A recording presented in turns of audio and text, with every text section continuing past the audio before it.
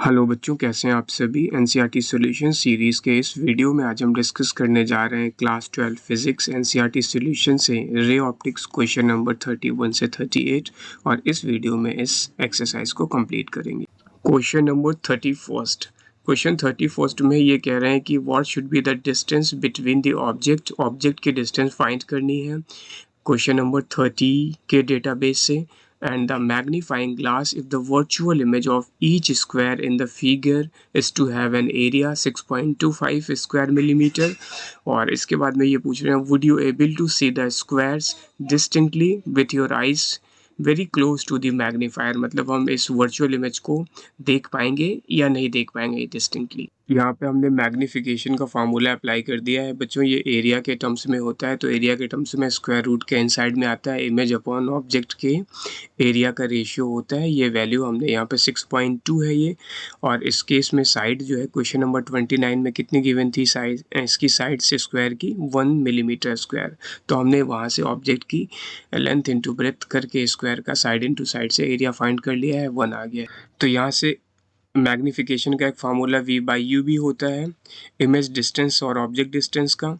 तो ये हमने यहाँ से v की वैल्यू फाइंड करके और इक्वेशन 1 को यहाँ पे हमने पुट कर दिया है मैग्नीफाइंग पावर में, मैग्नीफिकेशन में। तो एक इक्वेशन नंबर हमें मिल गई है 3। तो बच्चों यहाँ पे हमने लेंस फार्मूला यूज़ कर लिया है सिंपली, और लेंस फार्मूले के लिए यहाँ पे ये कह रहे हैं रेफरेंस लेना है क्वेश्चन 30 से। और 30 क्वेश्चन को अगर हम देखते हैं तो वहाँ पे कह रहे हैं रेफरेंस लेना है क्वेश्चन 29 से। तो हमने 29 नंबर क्वेश्चन से रेफरेंस ले लिया। वहाँ फोकल लेंथ गिवन थी लेंस की 10 सेंटीमीटर कॉन्वेक्स लेंस की।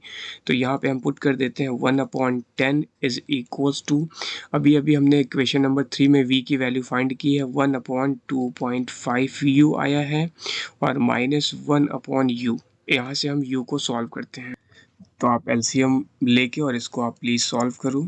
और ये हमारा u यहाँ से जो क्लियरली आ रहा है, ये आ रहा है -15/2.5। इसको सॉल्व कर लेते हैं तो ये आ जाएगा माइनस का, कैंसिल कर दो, 6 सेंटीमीटर हमारा u की वैल्यू यहाँ से आ गई है क्लियरली, हमें यहाँ से कंफर्म हो गया है। अब ये इक्वेशन ले लेते हैं हम 4 और 4 को पुट कर देते थर्ड में, तो हमें v की वैल्यू आ जाए। तो बच्चों यहाँ से हमने v की वैल्यू को फाइंड कर लिया है। 2.5 इंटू -6 कितना आ जाएगा, ये आ जाएगा -15 सेंटीमीटर। तो अब हम यहाँ से कंक्लूजन निकालते। तो यहाँ से कंक्लूजन क्या निकल रहा है, as a virtual image formed in is closer than normal near point. Normal near point कितना होता है, 25 सेंटीमीटर होता है। Therefore it can not be seen distinct. So ये स्टेटमेंट हो गया कंप्लीट हमारा कि virtual image formed is closer than normal near point जो कि 25 सेंटीमीटर होता है। Hence we can say that it can not be seen distinctly.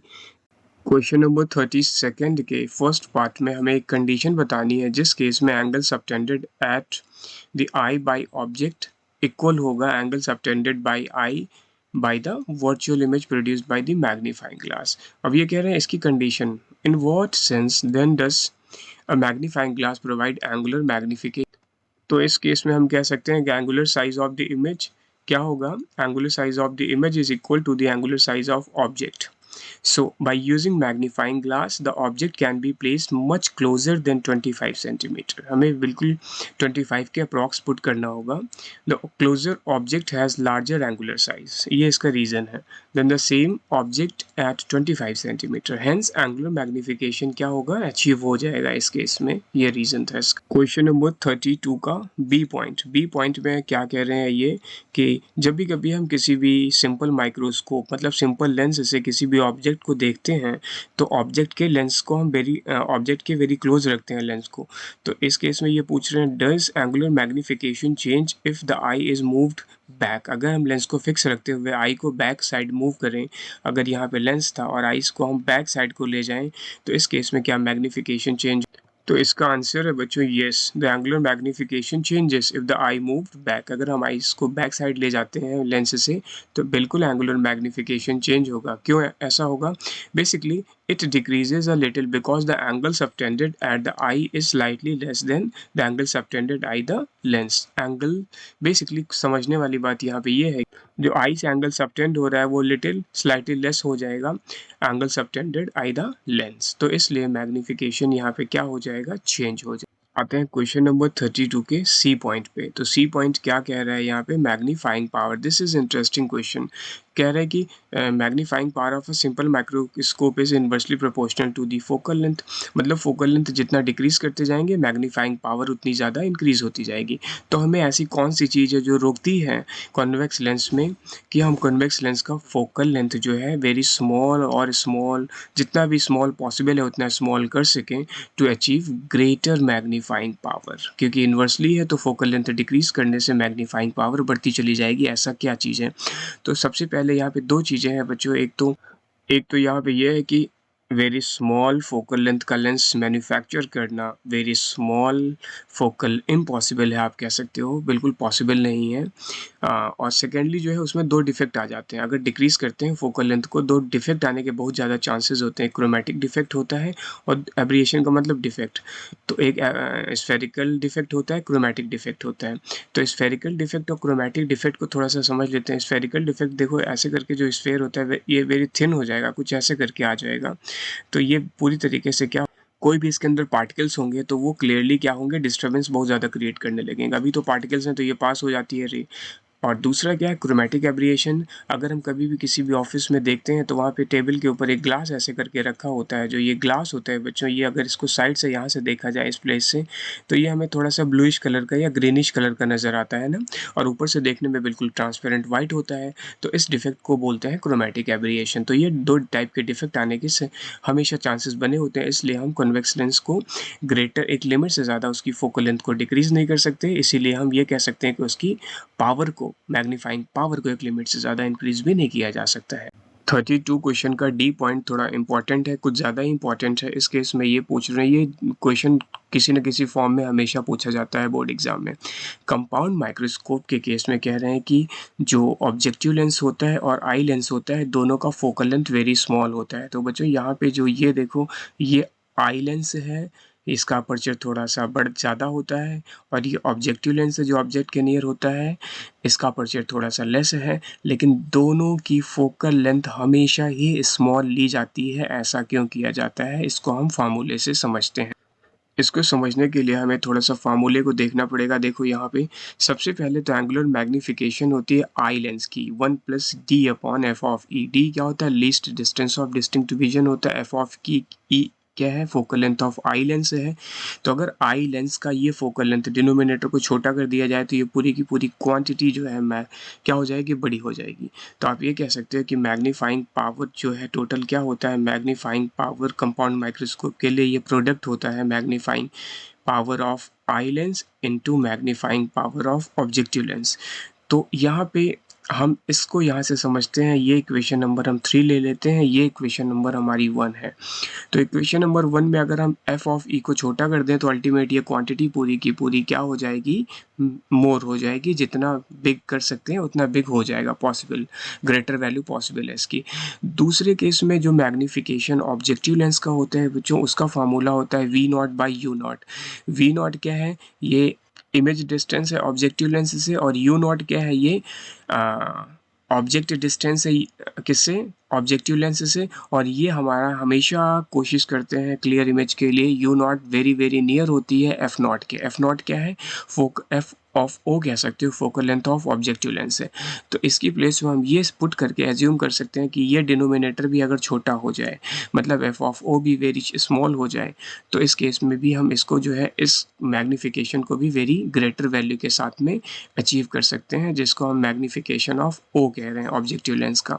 तो यहाँ से ये क्लियर हुआ कि दोनों फोकल लेंथ आई लेंस और यहाँ पे ये वैल्यू ऑब्जेक्टिव लेंस है का फोकल लेंथ है। आई लेंस और ऑब्जेक्टिव लेंस के फोकल लेंथ को अगर स्मॉल कर दिया जाए तो हम ग्रेटर मैग्निफिकेशन ऑब्टेन कर सकते हैं। This is very important question. Question number 32 का ई पार्ट है। ये यहाँ पे क्वेश्चन में ये पूछ रहे हैं कि जब भी हम कभी कंपाउंड माइक्रोस्कोप से किसी भी ऑब्जेक्ट को देखते हैं तो आई लेंस जो भी होता है हमारा, इट मीन्स ये हमारा आई लेंस है और ये हमारा क्या है, ऑब्जेक्टिव है। और आई लेंस से हमारा जो आई लेंस होता है, इससे जो आईज की पोजीशन होती है हमारी, आइस की पोजीशन थोड़ा सा फार अवे होती है, ये एक्स डिस्टेंस पे होती है। तो हम ये एक्स डिस्टेंस पे क्यों रखते हैं, और ये डिस्टेंस पूछ रहे हैं how much should be that short distance between the eye and eyepiece, eye lens और आइस के मिड में ये एक्स डिस्टेंस कितनी होती है अप्रॉक्सीमेटली। तो बच्चों यहाँ पे हमें ये समझना ज़रूरी है, image of the objective in eyepiece is known as eye ring. तो ये आई रिंग हमारे लिए थोड़ा इंपॉर्टेंट है समझना। अब यहाँ से समझते हैं, if we place our eyes too close to the eyepiece, अगर हम अपने आइज को थोड़ा क्या बहुत ज़्यादा क्लोज कर देते हैं आई पीस के, आई लेंस के, तो इसका मतलब we shall not collect much of light and also reduce the field of view. देखो फिर से समझते हैं, ये ऑब्जेक्टिव था और ये आई लेंस था, ये क्या था, आई लेंस था, ये हमारा आई लेंस है और ये हमारी आईज़ हैं जहाँ पे हम देख रहे हैं। तो जो ये यहाँ से लाइट आ रही है बेसिकली, ये लाइट अगर हम ये आइज़ को बिल्कुल अपनी यहाँ पे मैं ऐसे लेता हूँ, अगर हम आइज़ को थोड़ा और क्लोज कर देते हैं यहाँ पे, तो ये जो लाइट यहाँ से आ रही है बेसिकली ऐसे करके, आप ऐसे कह सकते हो ये लाइट ना, ये लाइट, तो फील्ड ऑफ व्यू ये होता है ना ये। अब यहाँ पे जितना फार होगा देखो एक सर्टेन लिमिट में, तो उतनी ज़्यादा से ज़्यादा लाइट हमारी आइज़ में जाएंगी। तो अगर हम थोड़े से और फार करते हैं तो हो सकता है थोड़ा सा एक सर्टेन लिमिट में, ये मैं कह रहा हूँ, ज़्यादा दूर नहीं कर सकते ये चीज़ें। ये देखो ज़्यादा से ज़्यादा लाइट आएगी हमारी आइज़ में, तो इस तरीके से हम उस चीज़ को बहुत अच्छे से क्लियरली देख सकते हैं। तो फील्ड ऑफ व्यू यही होता है हमारा, ये कैमरे में यूज़ होता है फील्ड ऑफ व्यू। अब इस केस में the location of eye ring depend on the separation between the objective and eyepiece. तो ये हमारा जो आई रिंग है ये किस पे डिपेंड करेगा, इन दोनों लेंस पे डिपेंड करेगा। तो इसलिए हम एक सर्टेन डिस्टेंस से ज़्यादा इसको पीछे भी नहीं ले जा सकते अपनी आइज़ को, नहीं तो इमेज हमें थोड़ा सा ब्लरी दिखने लगे।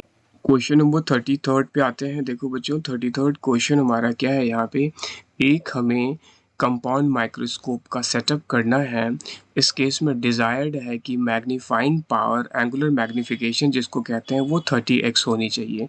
जब भी हम कभी कंपाउंड माइक्रोस्कोप यूज़ करते हैं तो जो यहाँ पे लेंस होता है, जहाँ पे स्लाइड को हम रखते हैं ऐसे करके, इस स्लाइड के नियर बाई जो भी लेंस होता है इसमें लिखा होता है 30x, 300x, 3000x, मतलब वो इस ऑब्जेक्ट पे जो स्लाइड है उसको इतने टाइम्स मैग्नीफाई कर सकता है। 30x का मतलब 30 टाइम्स वो ऑब्जेक्ट की स्लाइड को मैग्नीफाई करेगा।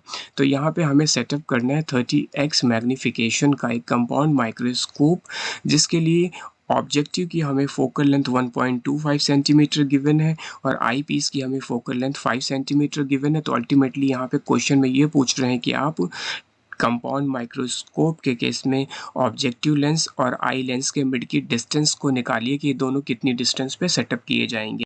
तो हम सबसे पहले स्टार्ट करेंगे आई लेंस के मैग्नीफिकेशन से।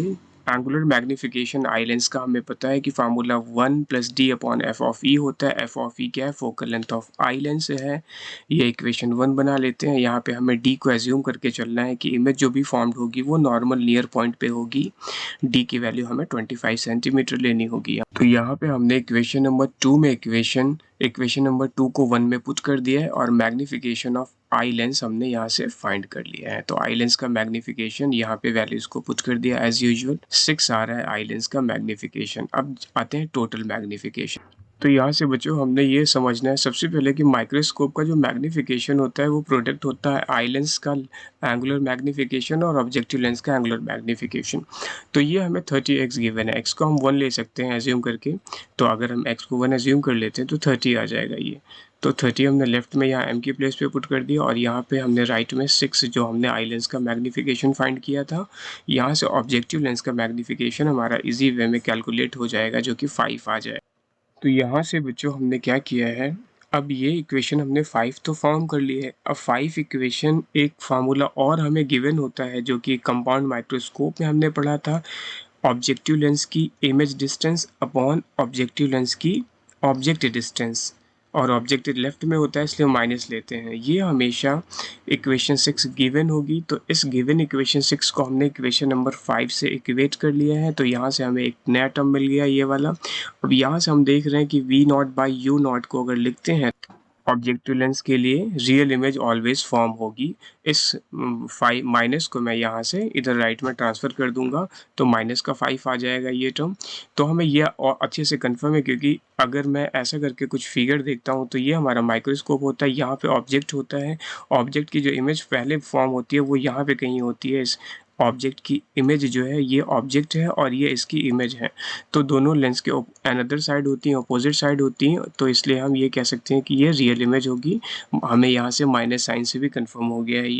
यहाँ से हम वी नॉट को ले सकते हैं। वी नॉट कितना आ जाएगा, -5 टाइम्स यू नॉट आ जाएगा। इसको हम ले लेते हैं इक्वेशन नंबर 6। अब हम ऑब्जेक्टिव लेंस में इसी फार्मूले को, लेंस फार्मूले को फिर से यूज़ करते हैं। तो बच्चों, जब हम ऑब्जेक्टिव लेंस के लिए फिर से क्या, हम पहली बार ही यूज़ कर रहे हैं इस क्वेश्चन में, तो ये फार्मूला, अब हम ये फार्मूला अगर यहाँ पे यूज़ करेंगे तो देखो यहाँ पे focal length of objective lens 1.25 given थी, और हमने ऑब्जेक्टिव लेंस का इमेज डिस्टेंस भी फाइंड कर लिया है ऑब्जेक्ट लेंथ के टर्म में। तो ये पुट कर देते हैं यहाँ से, तो 1/f0 मतलब 1/1.25 इज इक्वल्स टू 1/v0, जो कि आया है -5 टाइम्स u नॉट, माइनस का यहाँ पे क्या आ जाएगा 1/u0। अब हम u0 क्या है, ये ऑब्जेक्टिव लेंस का ऑब्जेक्ट डिस्टेंस है, ये फाइंड कर लेते हैं एलसीएम लेके। तो आप एलसीएम लेके इसको सॉल्व कर लो। ये आ रहा है हमारा माइनस का 1.25, तो ऑब्जेक्टिव लेंस का ऑब्जेक्ट डिस्टेंस आ गया माइनस का 1.25 माइनस में सेंटीमीटर। अब हम आते हैं यहाँ पे -1.25, इक्वेशन नंबर 8 जो आई है हमारी, इसको हम डायरेक्टली अब हम कहाँ पे पुट करेंगे, 7th में पुट कर देते हैं। तो यहाँ से ऑब्जेक्टिव लेंस की इमेज डिस्टेंस आ जाएगी v0, तो ये v0 7.5 आ गई है। एक फार्मूला हमें यहाँ पे और अप्लाई करना है, lens formula for eye lens. तो बच्चों, ये फार्मूला हमने ले लिया और यहाँ पे हमें आई लेंस का फोकल लेंथ क्वेश्चन में गिवन था, और जो इमेज फॉर्म होगी लीस्ट डिस्टेंस वाली वो 25 सेंटीमीटर। लेफ्ट में नेगेटिव में हमने ले लिया था, सबसे स्टार्टिंग यहीं से की थी हमने क्वेश्चन की। ये दोनों वैल्यूज़ को हम यहाँ पे पुट कर लेते हैं और यहाँ से u of e eye lens का ऑब्जेक्ट डिस्टेंस फाइंड कर लेते हैं। तो ये वैल्यूज़ यहाँ पे हम पुट करते हैं, 1/v of e, v of e कितना है, माइनस का 25 है, और यहाँ से माइनस का f 1/5, इसको हम सॉल्व कर लेते हैं बच्चों, और u ऑफ e हमारा यहाँ से निकल के आ रहा है अप्रॉक्सीमेटली, आप इसको रफ में सॉल्व कर लो, अप्रॉक्सीमेटली ये माइनस का 4.17 सेंटीमीटर आएगा। ये क्वेश्चन नंबर हम ले लेते हैं 10। अब हमें length of microscope ultimately question में फाइंड करना था। तो ये क्या होता है, लेंथ ऑफ माइक्रोस्कोप भी ये होता है ऑब्जेक्टिव लेंस का image distance plus eye lens का ऑब्जेक्ट डिस्टेंस, इन दोनों को सम कर देंगे, तो यही हमें फाइंड करना था यहाँ पे। तो बच्चों, ये वैल्यूज हम यहाँ पे पुट करके टोटल माइक्रोस्कोप लेंथ L को फाइंड कर लेते हैं। V0 कितना है, 7.5 है। अच्छा, यहाँ पे ज़रा आपको ये समझ के चलना होगा कि ये वैल्यूज़ हमेशा मॉड में पुट होंगी, इनको नेगेटिव में नहीं लेना होगा। तो ये 4.17 माइनस का था, इसको भी हम प्लस का कर लेंगे और ये टोटल सॉल्व कर लेंगे। अप्रॉक्सीमेटली ये 11.67 सेंटीमीटर आ गया हमारा आंसर। यही हमें यहाँ पे फाइंड करना था। 11 पॉइंट कितना आ रहा है, 67, एक बार मैं चेक करता हूँ, 11.67 centimetre, right. Question number 34 question में small telescope has an objective lens of focal length 140 centimetre और आईपीस की focal length 5 centimetre, very very small. देखो, ऑब्जेक्टिव लेंस यहाँ पे होता है जो ऑब्जेक्ट के नियर होता है, और आई लेंस यहाँ पे होता है जो आई के नियर होता है। तो लाइट हमेशा इन्फिनिटी से आती है, इसलिए जितनी ज़्यादा लाइट आएगी उतनी क्लियर इमेज बनेगी। इसीलिए ऑब्जेक्टिव लेंस की फोकल लेंथ हमेशा बहुत ही ज़्यादा होती है आई लेंस के कंपैरिजन में। ये ऑब्जेक्टिव है, ये आई लेंस है बच्चों। तो इस केस में what is the magnifying power of the telescope for viewing distinct objects when, पहला केस है telescope is in normal adjustment. Normal adjustment का मतलब इमेज जब भी इन्फिनिटी पे बनती है तो इसको हम नॉर्मल एडजस्टमेंट बोलते हैं। और दूसरा केस तो हमारा जनरल केस है जिसको हम final image is formed at least distance of distinct division, जो कि 25 सेंटीमीटर पे बनती है वो। तो बच्चों, यहाँ पे हमने डेटा ले लिया है, focal length of objective 140 centimetre, focal length of eye lens कितना है, 5 सेंटीमीटर। तो फर्स्ट पार्ट हम फाइंड करते हैं, जब हमारा इमेज कहाँ पे बनेगा, इनफाइनाइट डिस्टेंस पे, नॉर्मल एडजस्टमेंट पोजीशन। तो हमने ये केस ले लिया है। अब यहाँ पे हम ऐसे करते हैं कि इसका मैग्नीफिकेशन का फार्मूला हमें कंफर्म है, माइनस का f of objective lens focal length upon eye lens का फोकल लेंथ। सिंपल, ये फार्मूला हम यहाँ पे टेलीस्कोप के केस में लगाते हैं। ये दोनों वैल्यूज हमें गिवन थी, 140/5। तो बच्चों, इसको हम सॉल्व कर लेंगे। ये कितना आ जाएगा, -28 आ जाएगा यहाँ पे तो ये मैग्नीफिकेशन इसका माइनस का 28 आ गया है। किस केस में? जब इमेज कहाँ पे बन रही है? इनफाइनाइट डिस्टेंस पे, नॉर्मल एडजस्टमेंट पोजीशन पे बन रही है। आते हैं सेकंड केस पे, final image found at least distance of distinct vision. इस केस में हमें गिवन है डिस्टेंस की वैल्यू d जो है 25 सेंटीमीटर, इसका भी फार्मूला लिख। तो इस केस में जो मैग्नीफिकेशन का फार्मूला होता है m का, वो क्या होता है? Focal length of objective upon, I think so फार्मूले आपको सभी याद है, upon focal length of eyepiece into 1 plus F of E upon least distance of distinct vision small D. तो ये वैल्यूज हम सभी यहाँ पे पुट कर लेते हैं। तो ये कितना आ जाएगा? 140 upon 5 times 1 plus F of E कितना था? 5 था, upon distinct vision least distance कितना था? 25 था। ये हमने यहाँ से ले लिया बच्चों। तो ये हम ब्रैकेट के आउटसाइड को होल्ड करते हैं और ब्रैकेट के इनसाइड सबसे पहले एलसीएम ले लेते हैं। 25 प्लस 5 अपॉन 25 आ जाएगा। और ये वैल्यू अगर हम सॉल्व करते हैं तो ब्रैकेट के इनसाइड को पहले सॉल्व कर लेते हैं। तो आउटसाइड में 140 अपॉन 5 है, 140 अपॉन 5, और ब्रैकेट के इनसाइड में आ जाएगा 30 अपॉन, कितना आ जाएगा? 30 अपॉन 25। तो इसको हम सिंप्लीफाई कर लेते हैं। इस केस में हमारी मैग्नीफिकेशन आप सिंप्लीफाई कर लेना रफ में, 33.6 आ रही है। तो ये हमारा मैग्नीफिकेशन आ गया when the image formed at least distance of distinct vision, जो कि नॉर्मल ह्यूमन आई का विजन 25 सेंटीमीटर हम कंसीडर करते हुए लेते हैं। क्वेश्चन नंबर 35 में हम ये कह रहे हैं कि क्वेश्चन नंबर 34 की हेल्प लेनी है। तो 34 क्वेश्चन को यहाँ पे हम देखते हैं एक बार फिर से। ये था क्वेश्चन नंबर 34। तो 34 को साथ में रखते हुए इसको समझते हैं ज़रा। 35 को यहाँ पे कह रहे हैं कि what is the separation between the objective lens and eyepiece. ठीक है, तो इस केस में सेपरेशन निकालना है इन्फिनिटी वाले केस में, तो हम दोनों फोकल लेंथ को डायरेक्टली ऐड कर देंगे, तो ये सेपरेशन आ जाएगा। इसके बाद बी पार्ट में क्या कह रहे हैं? इफ़ दिस टेलीस्कोप, अगर हम इस टेलीस्कोप को एक 100 मीटर टॉल टावर को देखने के लिए यूज़ करते हैं, टेलीस्कोप से वो 3 किलोमीटर अवे है, मतलब 3000 मीटर अवे है, तो इस केस में हाइट ऑफ द इमेज जो बनेगी इस क्या होगी? वो ऑब्जेक्टिव लेंस में। और सी पार्ट इसका, what is the height of the final image of the tower if it is formed at 25 centimetre, मतलब least distance of distinct vision. इस केस में क्या होगा? Height of final tower. तो यहाँ पे हमने ये डेटा जो है क्वेश्चन नंबर 34 से ले लिया है, और ये डेटा हमने यहाँ पे अपने ए पार्ट में पुट कर दिया है। Focal length of eye lens and objective lens के केस में तो हमारा सेपरेशन आ जाएगा ये पूरा का पूरा, ये कि 145 सेंटीमीटर आ गया है। अब आते हैं सेकेंड पार्ट। तो बच्चों यहाँ पे बी पार्ट में जो है height of the tower 100 metre given है क्वेश्चन के अकॉर्डिंग, और डिस्टेंस जो है टेलीस्कोप से ऑब्जेक्ट की हाइट जो है, टावर की हाइट 3 किलोमीटर मीटर में ले लिया, 3000 metre. Angle subtended by the tower perpendicular upon base का फॉर्मूला यूज़ करेंगे tan थीटा के रिस्पेक्ट में।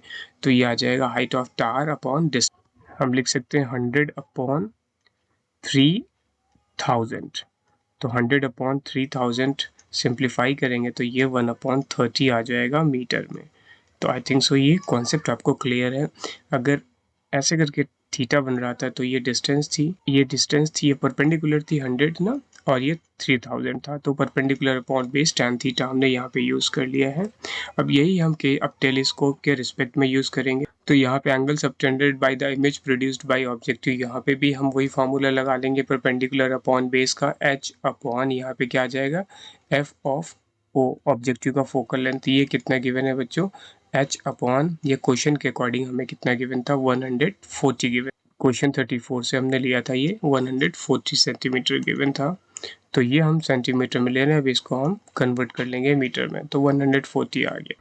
बच्चों यहाँ पे थोड़ा सा करेक्शन है ज़रा, ये मीटर एंगल आया है ये हमारा, तो tan के टर्म में, तो बेसिकली इसको हम क्या बोलेंगे? ये हमारा रेडियन में आएगा। ये किस में आएगा? इसको करेक्ट कर लो, यहाँ पे सर्कल बना रहा हूँ, ये रेडियन में आएगा ना, तो हमें कन्वर्जन फैक्टर यूज़ नहीं करना पड़ेगा यहाँ पे। तो आते हैं, अब इसके बाद में हमने ये फाइंड कर लिया, इसको हम इक्वेशन ले सकते हैं 1, और ये हमारी इक्वेशन आ गई है इक्वेशन नंबर 2। दोनों को इक्वेट कर लेते हैं, दोनों को इक्वेट करके हम यहाँ से हाइट फाइंड कर लेते हैं। तो हाइट आ जाएगी 140 अपॉन 30 मीटर में, और इसको सॉल्व कर लेते हैं तो h की वैल्यू आ जाएगी सिंप्लीफाई करने के बाद around near about 1 digit of decimal 4.7 centimetre में आ जाएगी। तो इसको हमें कन्वर्जन नहीं करना था यहाँ पे, क्योंकि फर्स्ट इक्वेशन हमारी ऑलरेडी रेडियन में आई है। अब आते हैं सी पॉइंट पे। सी पॉइंट पे हमें क्या फाइंड करना है? मैग्नीफिकेशन फाइंड करना है बच्चों आई पीस का। जब फाइनल इमेज कहाँ पे बन रही हो? Least distance of distinct vision पे बन रही हो। तो इस केस में magnification of eyepiece find करना था। सीधा सीधा हम इसका फार्मूला यूज़ कर सकते हैं। क्या होता है? 1+d/f(e)। 1+d/f(e). तो यहाँ पे m ऑफ e आ गया है 1+d की वैल्यू कितनी है? 25 है, और f ऑफ e कितना था? 5 था क्वेश्चन में। 34 क्वेश्चन से ये भी हमने लिया है f ऑफ e की वैल्यू को। इसको सॉल्व कर लेंगे तो ये टोटल कितना आ जाएगा? 6 आ जाएगा। तो height of final image find करते हैं। ये कितने टाइम्स मैग्नीफाई हुई है? 4 पॉइंट आप कह सकते हो हाइट ऑफ फाइनल इमेज। हम अगर h लेते हैं बच्चों, तो ये समझने वाली बात यहाँ पे ये है कि ये मैग्नीफाई कैसे हो रही है। देखो, तो h को ले लेते हैं, तो बेसिकली जो भी हमारी ऑब्जेक्टिव लेंस के थ्रू टार की हाइट आ रही थी 4.7, अब ये मैग्नीफाई हो गई है 6 टाइम्स ना। तो हम क्या करेंगे यहाँ पे? 4.7 को मल्टीप्लाई कर देंगे 6 से, तो ये हमारी हाइट ऑफ फाइनल इमेज आ जाएगी। ये अराउंड आएगी 28.2 सेंटीमीटर। तो टेलीस्कोप में फाइनल इमेज इतनी हाइट की फॉर्म होगी। Question number 36, Cassegrain telescope. तो कैसीग्रेन टेलीस्कोप याद रखना है आपको। इसमें ये रिफ्लेक्टिंग टाइप टेलीस्कोप होता है। इसमें 2 मिरर यूज़ होते हैं। ऑब्जेक्टिव मिरर कनकेव मिरर होता है, और सेकेंडरी मिरर जो होता है उसको हम क्या बोलते हैं? कॉन्वेक्स मिरर बोलते हैं। तो यहाँ पे इनकी दोनों मिरर की सेपरेशन 20 मिलीमीटर है, और जो लार्जर मिरर है उसका रेडियस ऑफ कर्वेचर r उसका जो है कितना है? 220 है। ये वाला लार्जर है ना। और दूसरा वाला जो है स्मॉल मिरर है, जो उसकी रेडियस ऑफ कर्वेचर 140 मिलीमीटर है।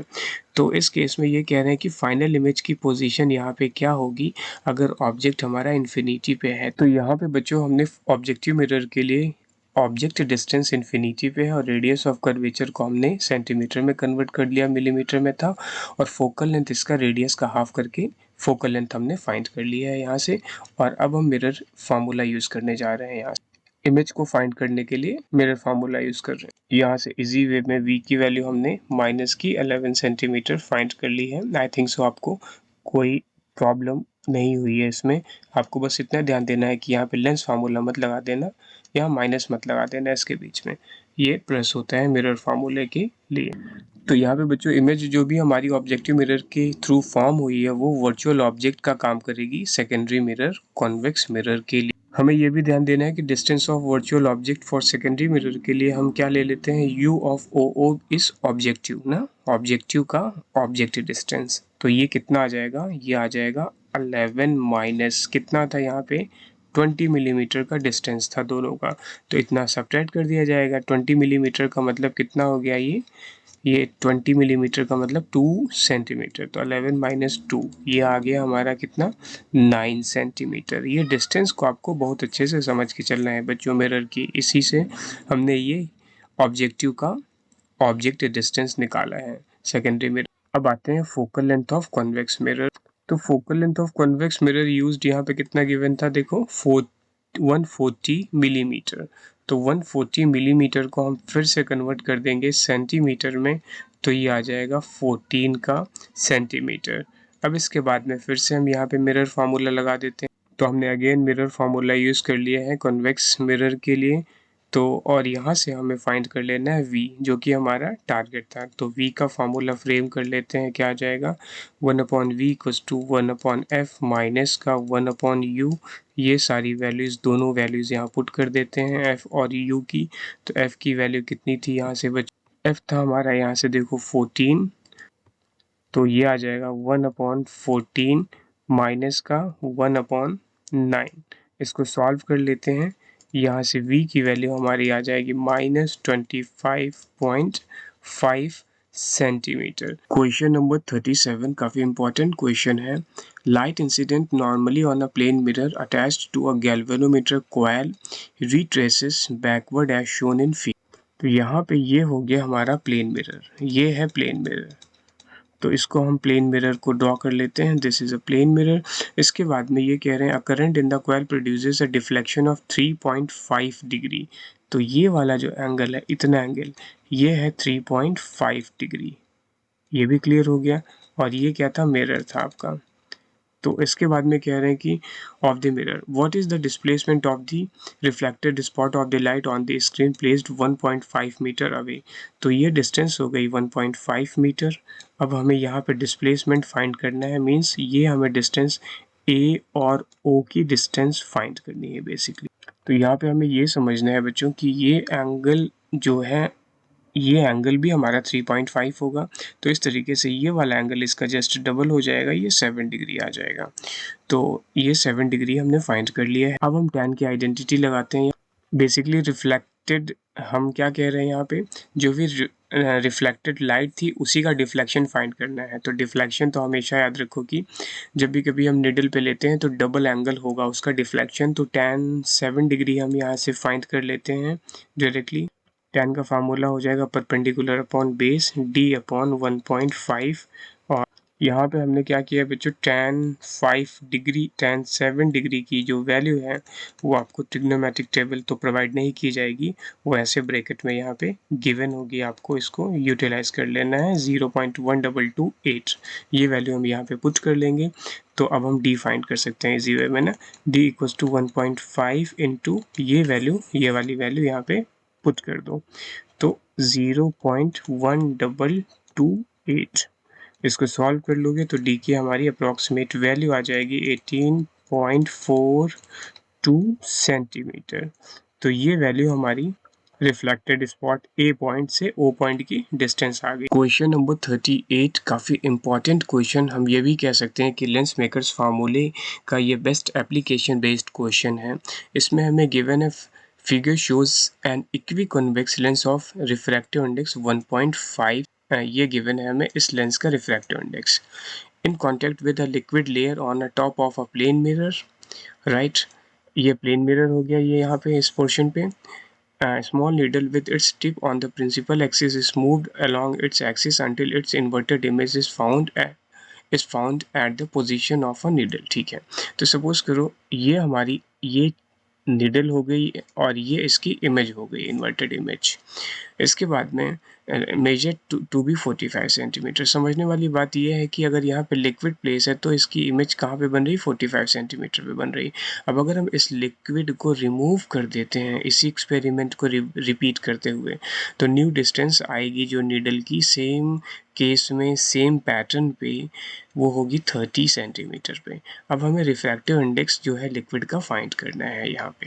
तो रिफ्रैक्टिव इंडेक्स फाइंड करने के लिए बच्चों हमें लेंस का रेडियस ऑफ कर्वेचर गिवन होना चाहिए। तो हम सबसे पहले 45 कह रहा हूँ 30 वाला ले लेते हैं, बिना लिक्विड के केस को पहले क्रिएट करेंगे। तो इसकी रेडियस लेंस की फाइंड करने के लिए हमें क्या करना पड़ेगा, सबसे पहले केस 1 लेंगे जिसमें लिक्विड नहीं प्लेस है। तो लिक्विड अगर नहीं प्लेस है तो उस केस में इमेज फॉर्म हो रही है 30 सेंटीमीटर पे। तो अगर ये ऑब्जेक्ट है तो इसकी इमेज यहाँ पे प्लेस हो रही है, तो दोनों सेम डिस्टेंस पे हैं लेंस से। तो हमें ये कंफर्म करना है यहाँ पे कि ये इन्वर्टेड इमेज है। तो इस केस में इमेज की डिस्टेंस अगर 30 सेंटीमीटर है तो ऑब्जेक्ट की डिस्टेंस भी हमारी 30 सेंटीमीटर ही होगी। तो इमेज और ऑब्जेक्ट दोनों सेम पोजीशन पे तभी फॉर्म होते हैं जब ऑब्जेक्ट कहाँ पे हो, फोकस पे हो। तो इसका फोकस भी 30 सेंटीमीटर आ गया है कॉन्वेक्स लेंस का। तो ये मैंने यहाँ पे मेंशन कर दिया है कि इमेज और ऑब्जेक्ट अगर सेम पॉइंट पे फॉर्म हो रहे हैं with respect to principal axis तो वो होता है फोकस। तो ऑब्जेक्ट भी आई थिंक सो आपको अच्छे से क्लियर हो गया कि फोकल लेंथ यहाँ पे आ गई है इस लेंस की 30 सेंटीमीटर।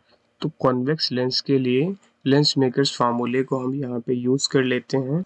बच्चों इक्वी कॉन्वेक्स लेंस के लिए या बाई कॉन्वेक्स लेंस के लिए हम कह सकते हैं कि R1 पॉजिटिव होता है और R2 नेगेटिव होता है और दोनों की वैल्यू इक्वल होती है, इसलिए दोनों की वैल्यू को हमने R ले लिया है। और यहाँ पे क्या गिवन था, रिफ्रैक्टिव इंडेक्स भी गिवन था ग्लास का with respect to air which is 1.5। ये भी हमें क्वेश्चन में गिवन था, ये भी हम पुट कर देते हैं 1.5 माइनस 1 और ये आ जाएगा हमारा 1/r माइनस का 1 माइनस का r। तो ये माइनस माइनस प्लस हो जाएगा, 2/r आ जाएगा यहाँ से। बच्चों ये आ गया। अब यहाँ से हम इजी वे में आर की वैल्यू कैलकुलेट कर देते हैं। 30 सेंटीमीटर आ जाएगी। आप इसको कैलकुलेट कर लो, वीडियो को पॉज कर। अब ये तो हमारा केस हो गया था 1। यहाँ पे हम आर की वैल्यू 30 सेंटीमीटर आ गई है। अब केस 1 के साथ साथ में केस 2 देखते हैं। जब ये सिस्टम कहाँ पे था, लिक्विड के साथ में हम कंसीडर कर रहे थे, उस समय इमेज हमारी कितनी बन रही थी, 45 सेंटीमीटर पे इमेज का फॉर्मेशन हो रहा था। तो ये हमने 45 लिख लिया। बट यहाँ पे एक इम्पॉर्टेंट नोट है, image is formed on the position of object itself ना। तो इट मीन्स यहाँ से कंक्लूजन क्या निकल रहा है कि अगर हमने लिक्विड को फिल किया हुआ है इस केस में, तो object must be placed at focus of equivalent lens of biconvex of glass and plano convex lens of liquid. Liquid fill कर दिया तो प्लेनो कॉन्वेक्स लेंस का फॉर्मेशन होगा उस केस। तो यहाँ से हम इक्विवेलेंट फोकल लेंथ फाइंड करेंगे सबसे पहले। तो इक्विवेलेंट फोकस का हमने ये फार्मूला लगा दिया। अब हम ये कह सकते हैं कि यहाँ पे जो इक्विवेलेंट फोकस था बच्चों, ये तो हमें गिवन था कितना, 45, क्योंकि जहाँ पे इमेज फॉर्म हो रही थी तो ये 45 आ गया। और f हमने पहले फाइंड कर लिया है, तो यहाँ से f2 फाइंड करते हैं पहले। तो यहाँ पे हम ऐसे करते हैं, इसको यहीं पे होल्ड कर देते हैं इक्वेशन नंबर 3 फॉर्म करके। और अब हम इसके लिए लेंस मेकर्स फार्मूले को फिर से यूज़ करते हैं और देखते हैं एक रिजल्ट क्या आ रहा है। तो बच्चों यहाँ पे प्लेनो कॉन्वेक्स लेंस है, और प्लेनो कॉन्वेक्स लेंस में हमें पता है R1 की वैल्यू -R और R2 की वैल्यू क्या हो जाती है, इन्फिनिटी। अब हम यहाँ पे इजी वे में वैल्यूज को पुट कर सकते हैं। 1/f2 is equals to mu -1, mu हमें फाइंड करना है। और यहाँ पे 1/R1 की वैल्यू आ गई है, माइनस का 1/R, और ये टर्म हो गया है 1/इन्फिनिटी, जो कि हो जाएगा 0। तो आप कह सकते हो कि 1/f2 is equals to mu -1 times 1/R minus का, ये आ गया है। या आप यहाँ से ये भी कह सकते हो कि R की वैल्यू तो हमें गिवन थी कितनी, 30। तो ये हम एज इट इज़ यहाँ पे 30 पुट कर देते हैं। ये इक्वेशन हमारी आ गई है 4। अब देखो 4 को हम पुट करने जा रहे हैं 3। मैटर ये नहीं करता, आप यहाँ से पहले ही F2 निकाल लेते, फिर यहाँ से इक्वेट कर देते। मैं कैलकुलेशन को थोड़ा इजी बनाने की कोशिश कर रहा हूँ। एग्जाम में आपको जैसे भी इजी लगे आप वैसे ऑप्ट कर सकते हो। मैं 4 को अगर 3 में पुट कर देता हूँ तो F इक्विट कितना आया था, इफ इक्विवेलेंट कितना आया था हमारा, 1/45 था। ये वैल्यू यहाँ पे पुट कर दी मैंने, और ये आ गई हमारी 1/f, ये 30 था। एज यूजुअल हमने पहले फाइंड कर लिया है। फाइंड क्या कर लिया, ये तो गिवन ही था, माइनस का ये वैल्यू यहाँ पे आ जाएगी म्यू -1/30।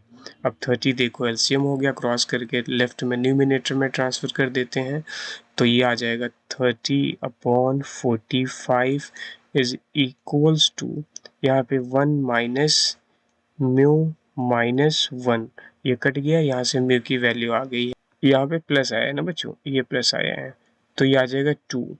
तो ये आ जाएगा 15 2 15 3 और ये टर्म इधर आ जाएगा माइनस का 2 इज इक्वल्स टू म्यू।